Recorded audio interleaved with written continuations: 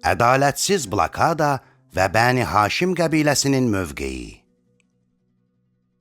Əbu Talib, Qureyş qəbiləsinin tələblərini yerinə yetirməyərək, nəyin bahasına olursa olsun, Peyğəmbər salавatullahı qorumaqda israrlı olduğundan, Qureyş öz zalım sifətini göstərdi və müsəlmanlarla alış-veriş etməyi, onlarla qaynayıb qarışmağı və onlarla evlənməyi qadağan edən qərarlar verdi. Bu qərarı Qureyş qəbiləsinin 40 rəhbəri imzaladı.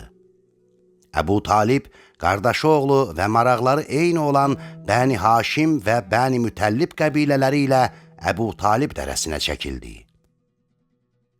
O dedi, son nəfəsimizədək ölsək də, Peyğəmbər salavatullahı qorumalıyıq. Əbu Ləhəb, Qureyş qəbiləsinə gəlib, onları Bəni Mütəllibə qarşı ayağa qaldırdı. Əbu Ləhəb istisna olmaqla, bütün Bəni Haşim istər mömin, istərsə də qeyri-mömin Əbu Talib dərəsinə köçdü. Bu qərarın qüvvədə olduğu dövrdə bütün məlumatlar müsəlmanlara gizli çatdırılırdı. Bunu qeyri-legal şəkildə Qureyş qəbiləsindən olan insanlar ya birlik ifadə edərək, ya cəsarət və məğrurluqdan, ya da xeyirxahlıq və iltifat səbəbindən eləyirdilər. Baykotdan ötən 3 il ərzində Peyğəmbər salavatullah və müsəlmanlar aclıq, izolyasiya və psixoloji müharibənin sərt şəraitini yaşadılar. Allah Taala Qureyşlilərin Kəbə divarında asdığı və üzərində baykot qərarı yazılmış kağızı yemək üçün kiçik bir qurd göndərdi. Və həmin qurd, sənin adınla ya Allah kəlmələri yazılmış hissədən başqa bütün kağızı yedi.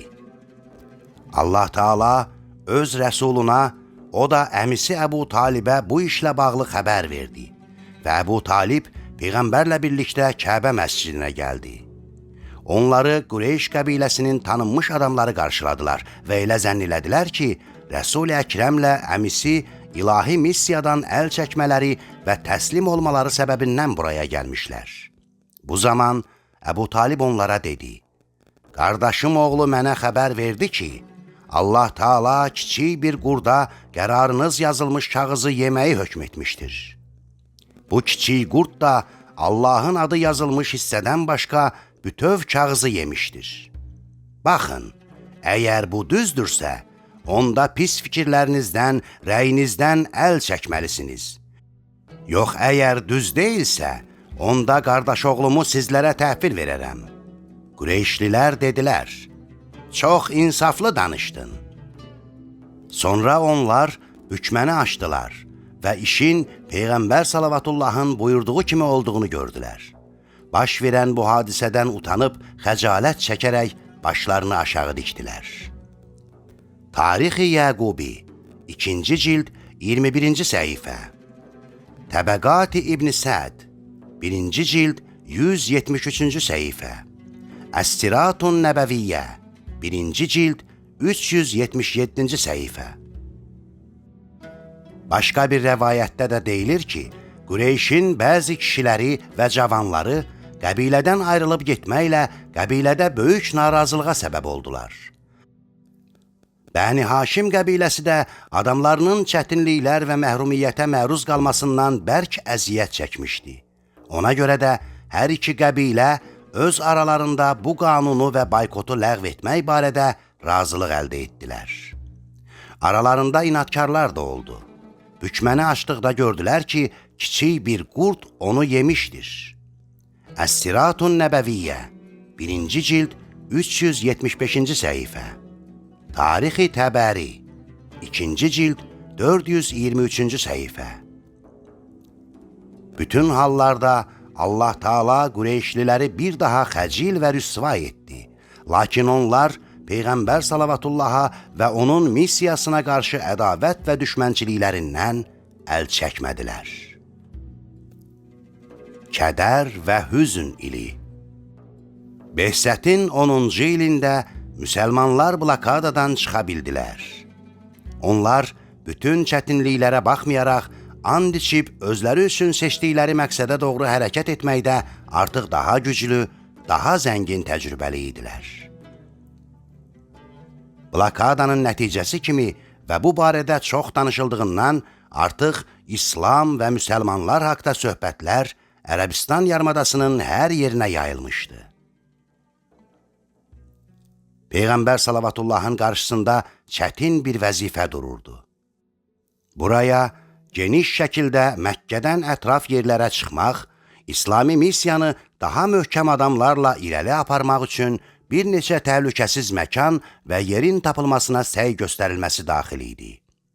Lakin İslam risaləti Məkkə mərhələsində ən çətin və təhlükəli imtahanla üzləşdi.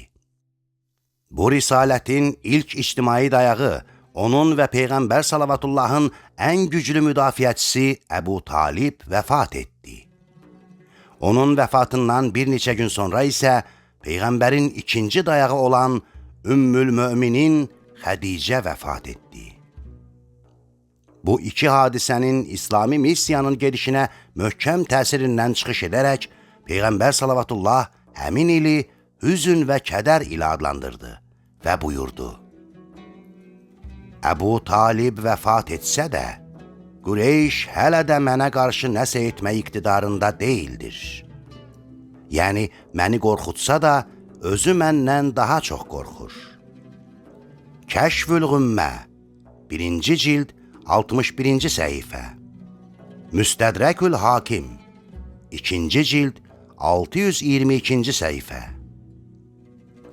Bu hadisədən sonra Qureyş qəbiləsindən olan bir şəxs Peyğəmbər salavatullaha qarşı çox sərt bir hərəkət etdi. Belə ki, o həzrət qayıdıb öz evinə dönəndə mübarək başına torpaq atdılar. Peyğəmbər salavatullahın qızı Həzrət Fatimə tez atasının başından torpağı təmizləyib ağladı. Peyğəmbər salavatullah ona buyurdu: Qızım, ağlama. Allah Taala sənin atanı qoruyandır. Əstiratun Nəbəviyyə 1-ci cild 416-cı səhifə. Tarixi Təbəri 2-ci cild 426-cı səhifə.